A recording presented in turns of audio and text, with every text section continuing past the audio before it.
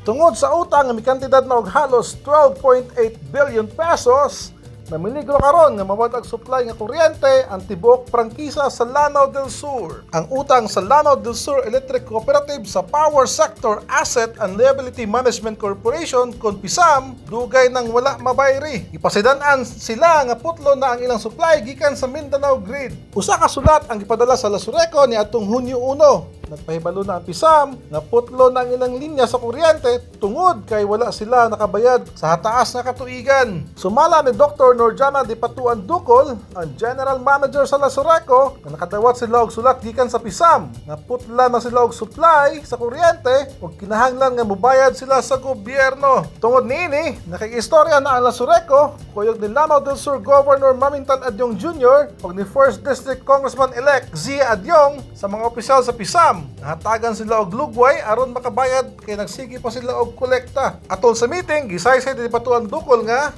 Bali, nung pumunta kami sa PISAM, nagkaroon kami din, nag-appeal kami, makaroon kami ng restructuring at saka recompensation doon sa mga, yung dating, yung arrears namin. So ongoing pa kami ngayon na i-arrange namin kung ano yung pwede namin, ano magandang gawin para ma-address namin yung issues and concern namin. Actually, yung utang ng Lasureco, accumulated inherited arrears yan.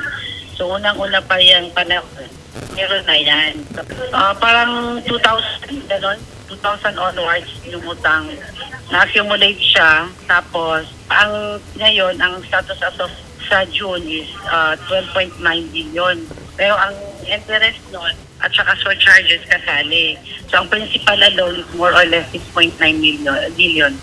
matod ni Lanao del Sur incoming Congressman Zia Adyong, kung maputlag supply og kuryente ang Lasureco, daghan ang mag-antos ug mukabat sa 2 milyones ka residente ang mapiktuhan, labi na ang operasyon sa mga ospital ug eskwelahan. Gisaysay niini nga naningkamot siya nga mapahigayon og meeting kuyog ni Governor Adyong sa mga opisyales sa Department of Energy ug Department of Finance aron makahimo sila og lakang unsaon pagsulbad sa problema. Ang issue sa kadakong problema sa tibok Lanao del Sur ug usa sa mga rason niini mao ang pagmagahi sa mga power consumers nga mubayad sa ilang kuryente. Yan talaga yung problema namin sa Marawi. Kaya nung pag-upo ko noong 2017, kaya ako pinaupo talaga para makita mag-collecting. Nangyari, after yung first quarter pa lang ng pag-assume ko, nagka-siege niya noong 2017. Tapos yung one factor talaga kung bakit mahina yung collections doon, kasi yung mga bahay doon, pag-assume natin, 15% lang. Ang 15 to 20% lang ang may metro. So ngayon, konti-konti, minimetrohan namin. Tungod sa maong problema, dunay panawagan ang Lasureco sa ilang mga membro o sa mga consumer. Nanawagan si Dr. Norjana Di Patuan Ducol sa konsumidor sa Lasureco.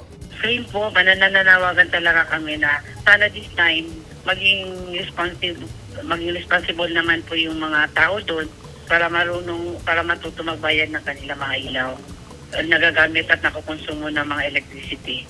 At saka wala nang magnanakaw ng ilaw doon. Sana. Nanginaot ang mga konsumidor sa Lasureco nga unta hatagan sila og ligway sa gobyerno og dili putlan og kuryente kay mabalda ang panerbisyo sa katawhan. Bobby Lag sa Newsline Philippines, Northern Mindanao. Stay safe.